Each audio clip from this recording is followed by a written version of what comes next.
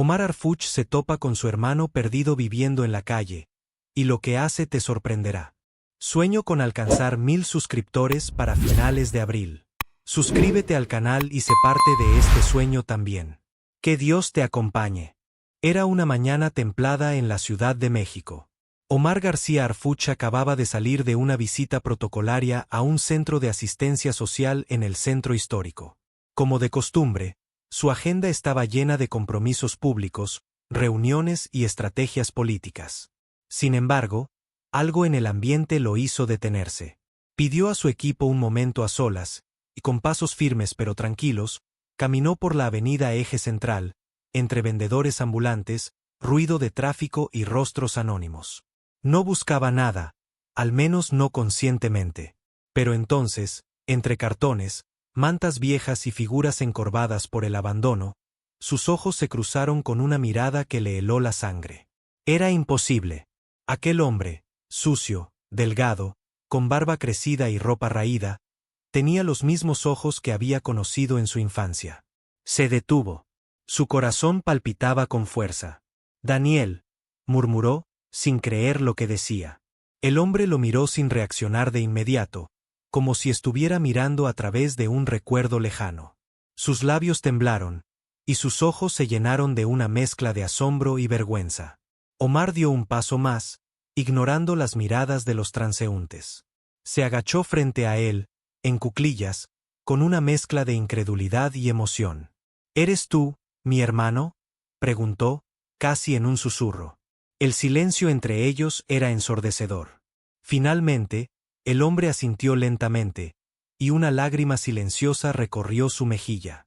«Pensé que nunca volverías a mirarme», dijo, con voz áspera y rota.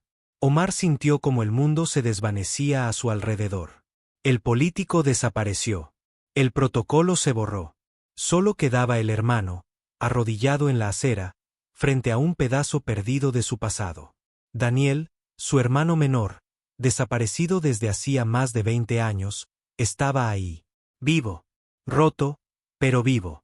Omar se sentó a su lado en el suelo, sin importarle su traje ni el polvo de la calle. Sentía que el tiempo se había detenido, que el aire era más denso y el ruido más lejano. «¿Dónde has estado todo este tiempo?», preguntó con la voz entrecortada. Daniel bajó la mirada, sin responder. La culpa, la vergüenza, la soledad, todo estaba ahí, escrito en su rostro. En ese momento, un elemento de seguridad se acercó a Omar, intentando alejar al hombre. Pero él lo detuvo con un gesto firme. «No lo toques. Es mi hermano». El guardia se quedó congelado, y los curiosos comenzaron a murmurar.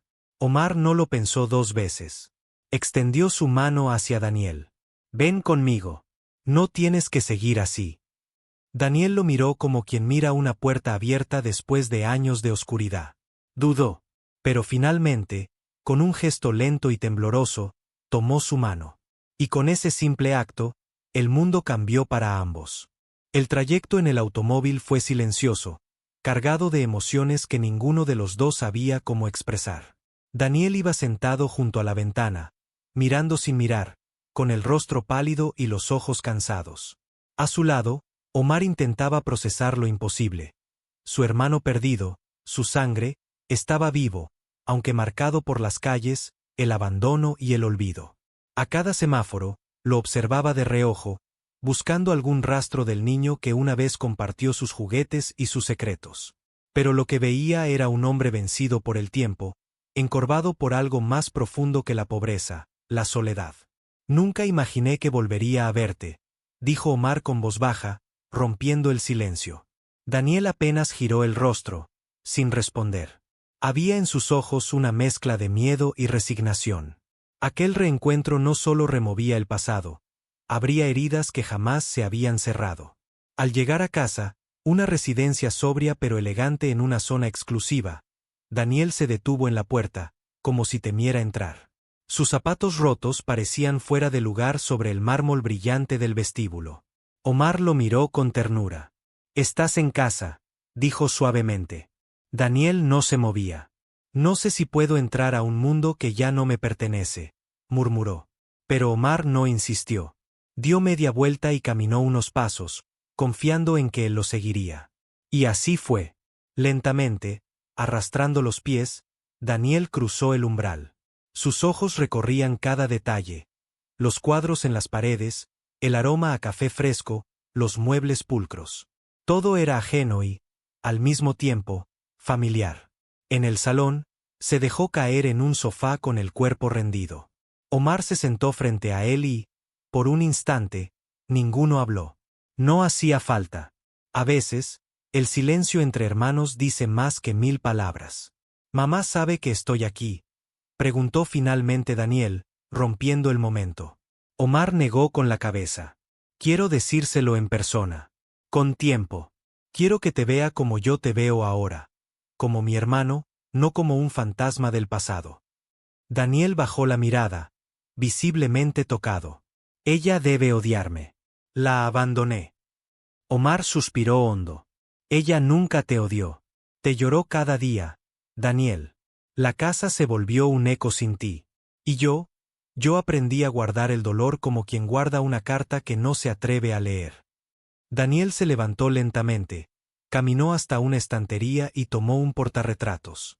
En la imagen, él y Omar, niños, sonreían con los brazos enlazados. «Éramos felices», murmuró. Omar se acercó y le puso una mano en el hombro. «Aún podemos serlo». En esa frase había una promesa. Y también, una esperanza que ambos creían haber perdido. Esa noche, la casa de Omar se llenó de un silencio espeso, como si hasta las paredes respetaran el reencuentro. Daniel se duchó por primera vez en años con agua caliente, y al salir, se miró en el espejo. No se reconocía. La barba desordenada, las ojeras, las cicatrices en la piel, pero lo que más lo desconcertó fue su propia mirada.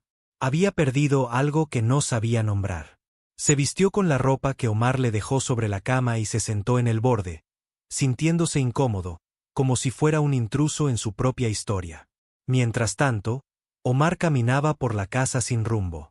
Había recibido llamadas de su equipo, notificaciones urgentes, pero las ignoró. Nada importaba más que su hermano. Se detuvo frente a una antigua caja de madera que guardaba recuerdos de la infancia. Cartas, dibujos, boletos de cine. Allí estaba también una carta de Daniel que nunca se atrevió a leer, escrita días antes de su desaparición. En la mañana, ambos coincidieron en la cocina, con rostros cansados pero sin hostilidad. Omar preparó café con sus propias manos, algo que no hacía desde su adolescencia.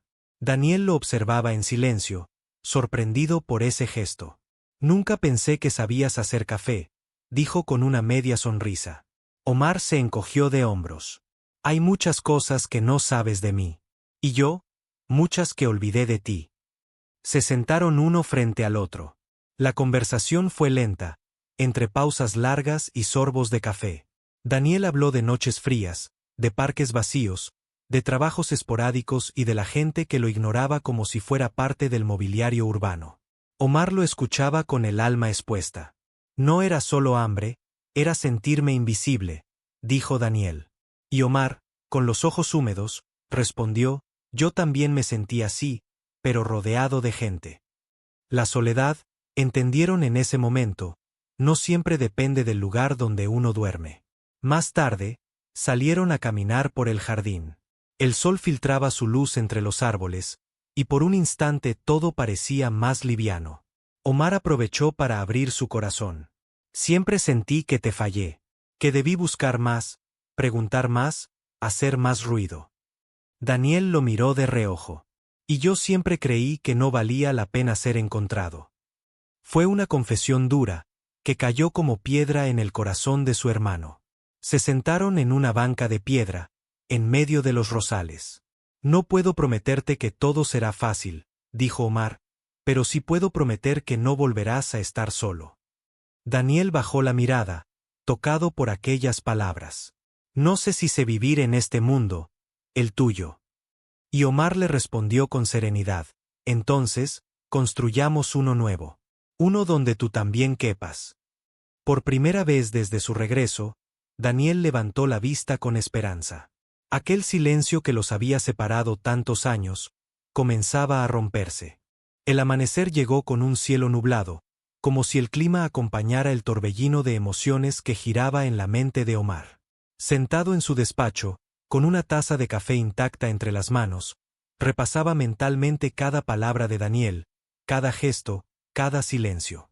Su teléfono vibraba sin parar. Convocatorias de prensa, compromisos políticos, agendas urgentes. Pero todo eso se había desdibujado. Por primera vez en años, Omar sentía que la urgencia estaba dentro de su casa, no fuera. En otra habitación, Daniel dormía profundamente, pero con el ceño fruncido, como si incluso en sueños no pudiera soltar del todo el peso de los años. Omar sabía que debía tomar una decisión: seguir escondiendo esta parte de su vida o integrarla plenamente, con todas sus complejidades, al presente. La duda no era por vergüenza, sino por miedo. Miedo de exponer a su hermano a un mundo que muchas veces devora sin compasión. Alrededor del mediodía, Daniel despertó. Encontró una muda de ropa limpia sobre la cama y una nota escrita a mano: «Estoy en el jardín. Tómate tu tiempo». Al salir, vio a Omar regando unas plantas, vestido informal, con una paz que contrastaba con la tensión que solía cargar en actos públicos. Daniel se sentó frente a él.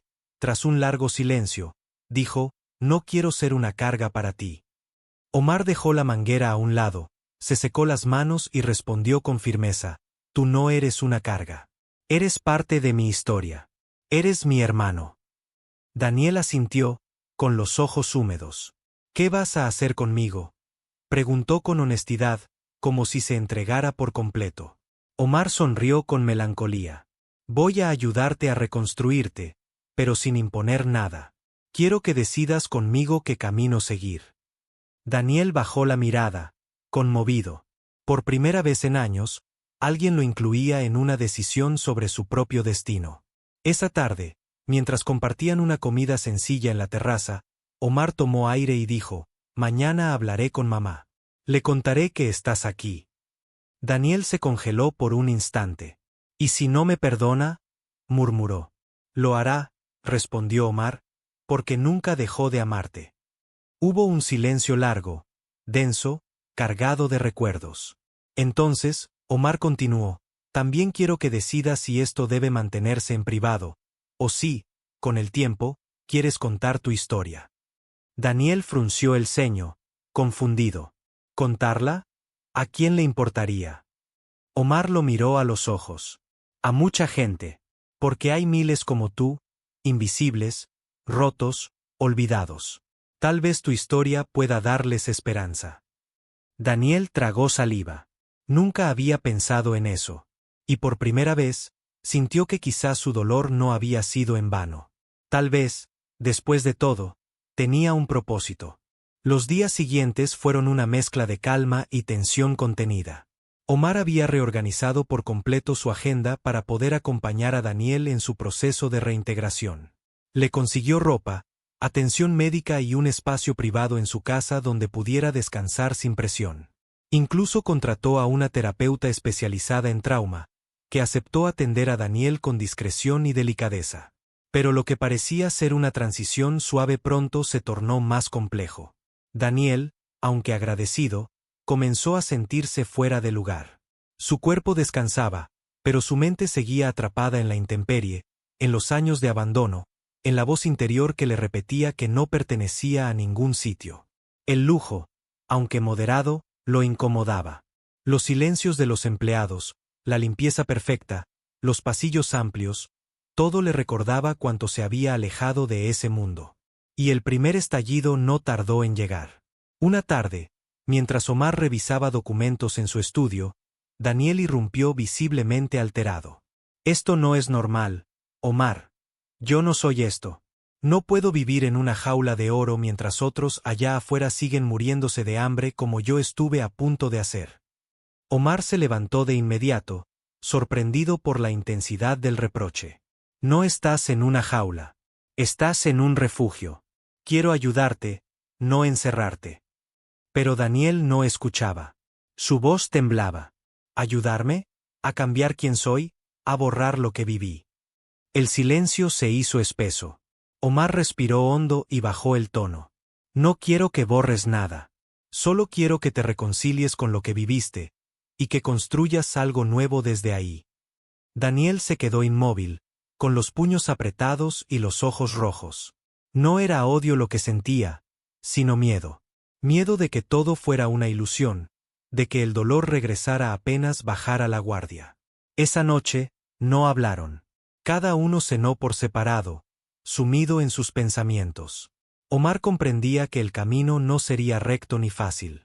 Daniel había sobrevivido a un mundo hostil, y ahora, su mayor reto era confiar. Al día siguiente, Omar propuso algo diferente: visitar juntos un taller comunitario de arte en la colonia Doctores, donde jóvenes en situación de calle se expresaban a través de la pintura. Daniel aceptó a regañadientes. Pero al llegar, algo cambió.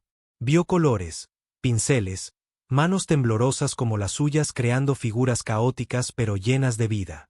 Le ofrecieron una hoja y un lápiz. Dudó, pero finalmente, con manos inseguras, dibujó dos niños abrazados bajo una tormenta. Omar, que lo observaba desde la puerta, comprendió que ese dibujo era más que un recuerdo, era una grieta en el muro del dolor. Y en esa grieta, tal vez, podía comenzar a crecer una luz. El progreso de Daniel fue notorio, pero no lineal.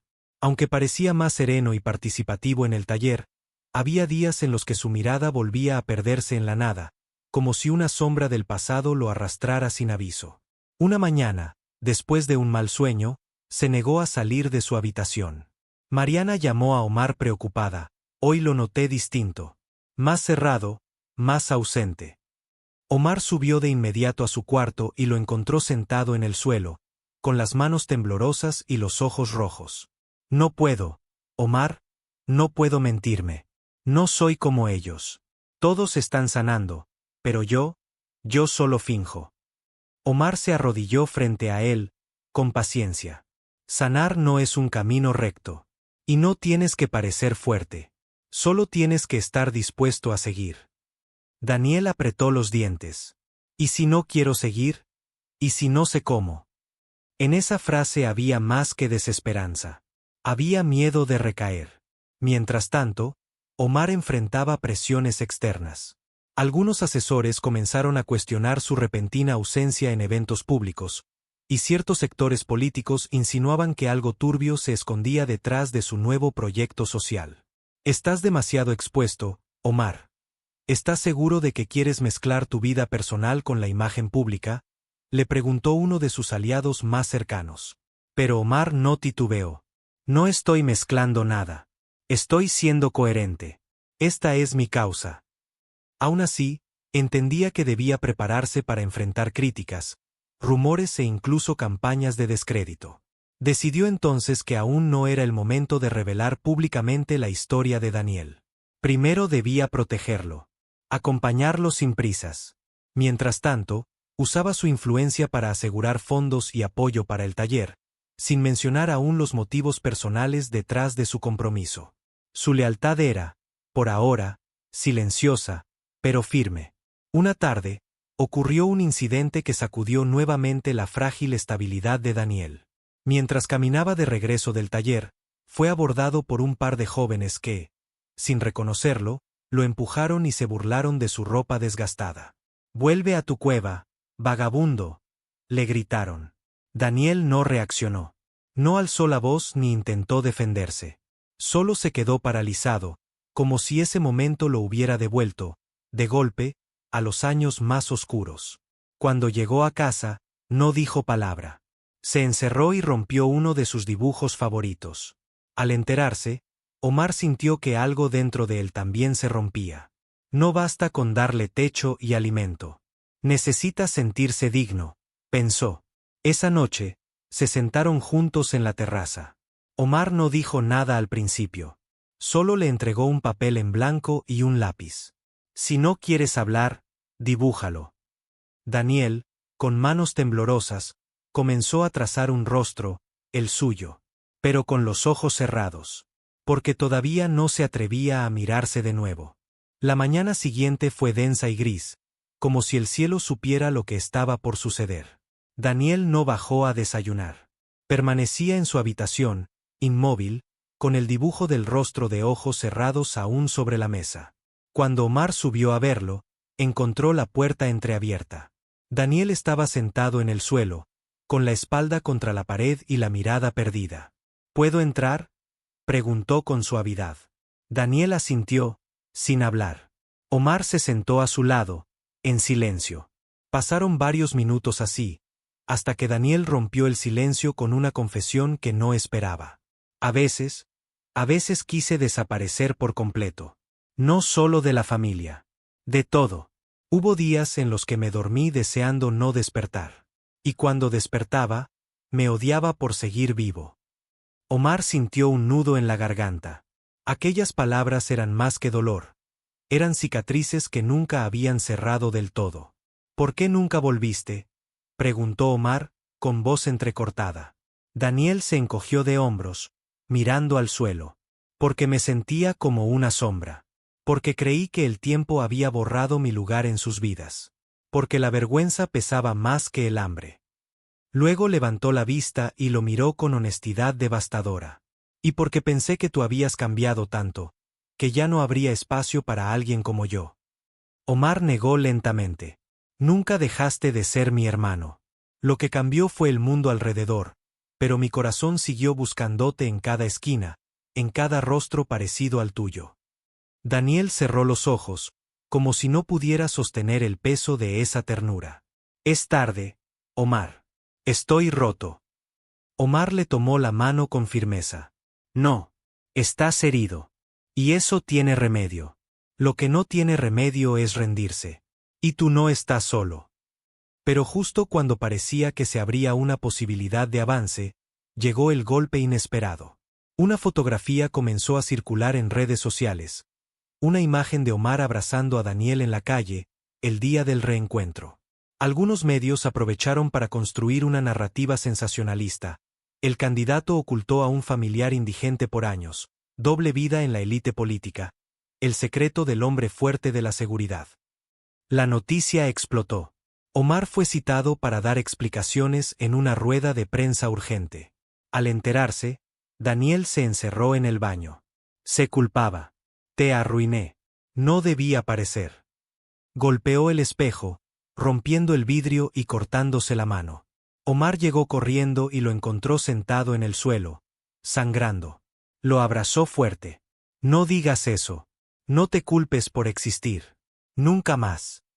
Mientras la sangre goteaba en el mármol blanco, ambos comprendieron que aquel era o ponto máis baixo de su jornada.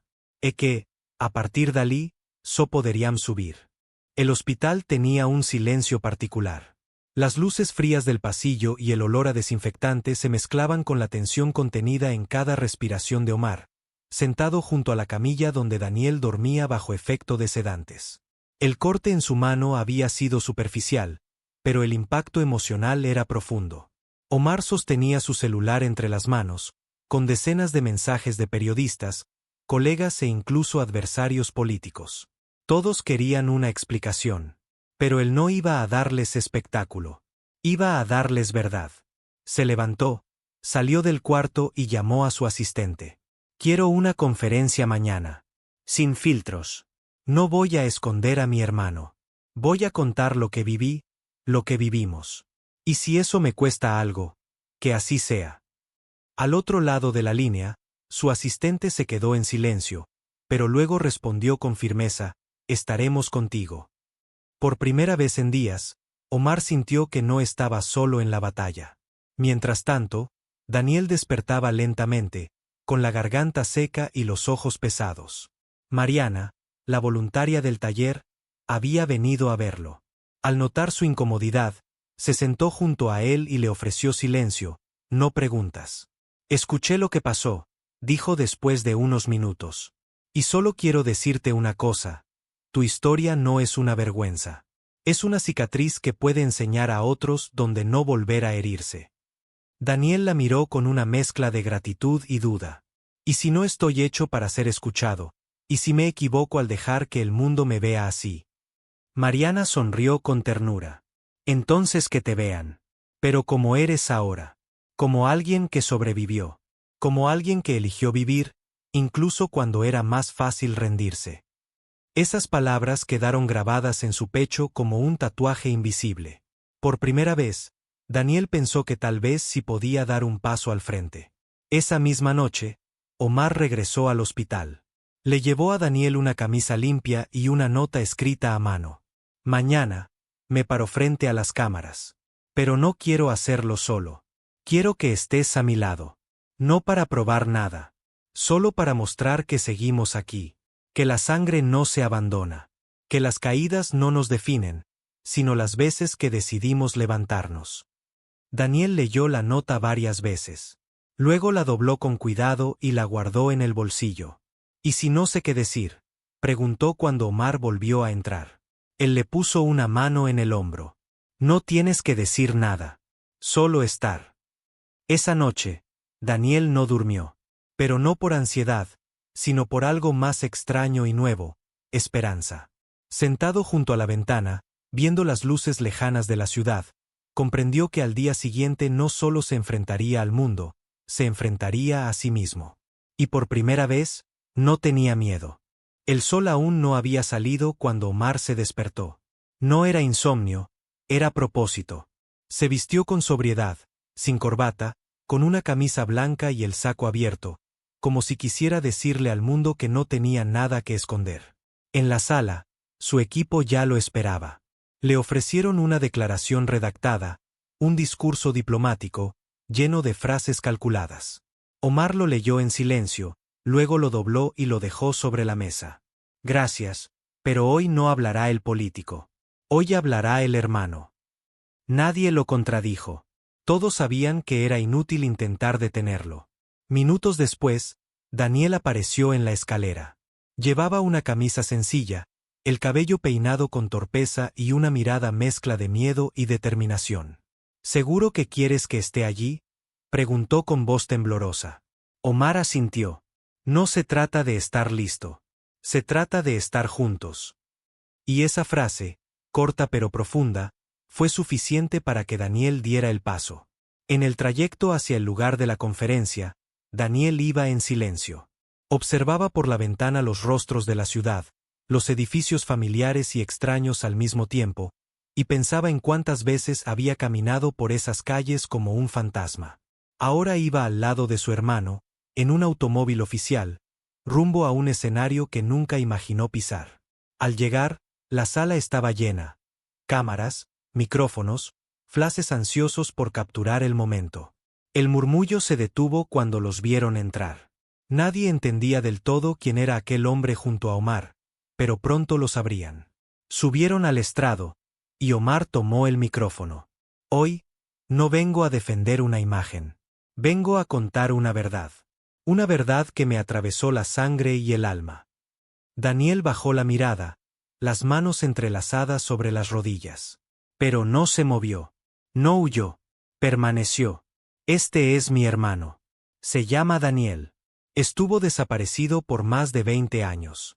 No por decisión nuestra, sino por una herida profunda que el tiempo y el silencio agrandaron. La sala entera contuvo la respiración. Lo encontré hace unas semanas, en la calle. Y no lo escondí. Lo abracé. Porque la familia no se desecha. Porque detrás de cada historia rota, hay una posibilidad de reconstrucción. Omar hablaba sin leer, sin apuntes. Solo con el corazón.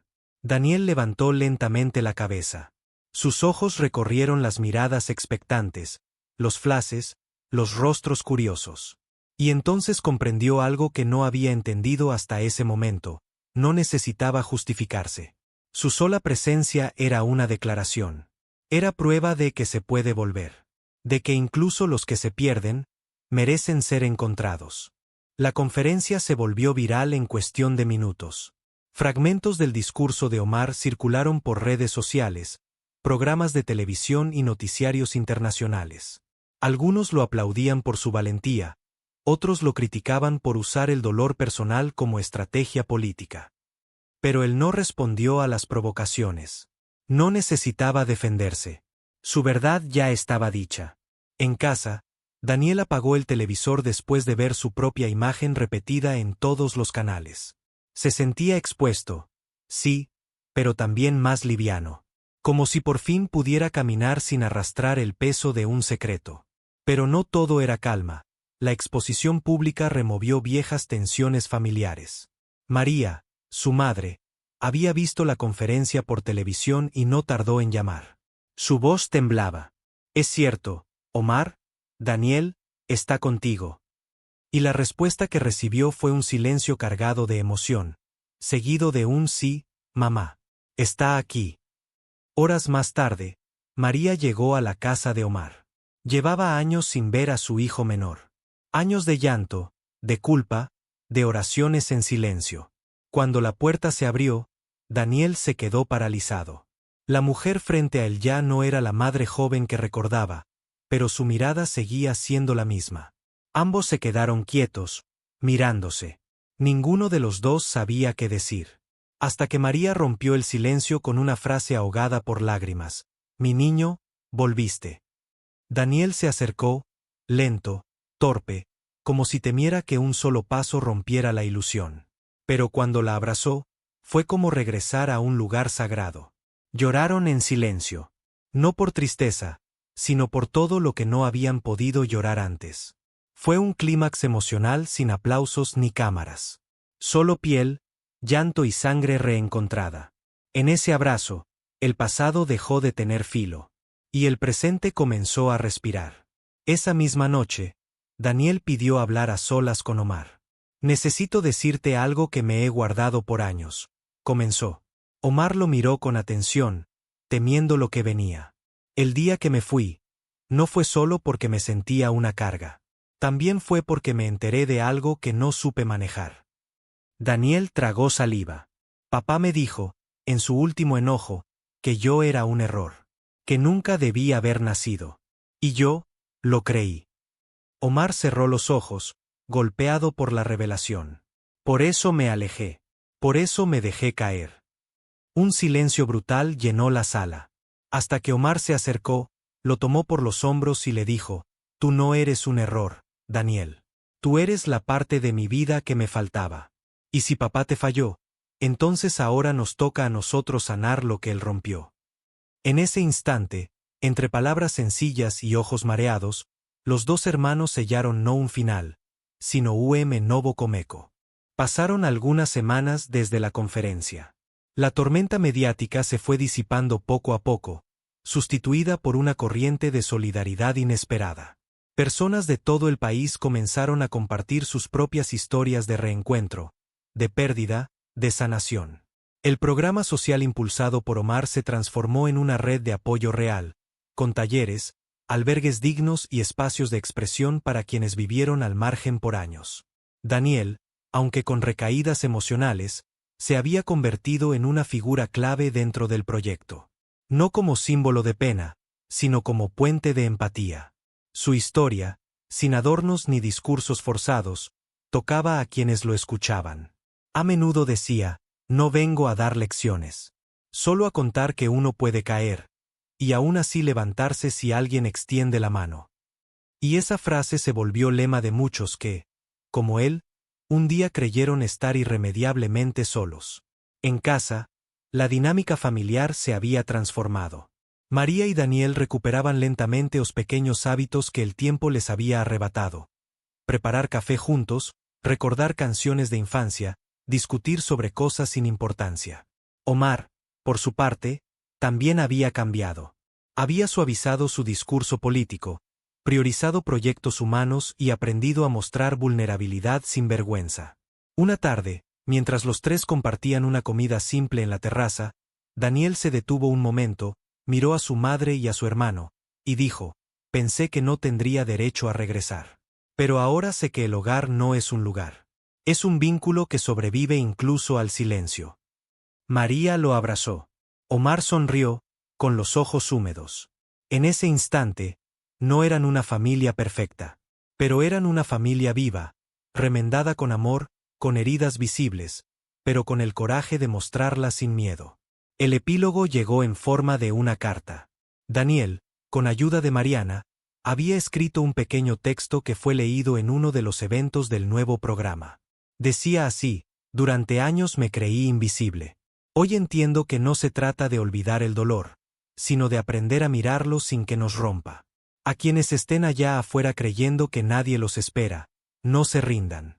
Alguien, en algún lugar, aún guarda un lugar para ustedes.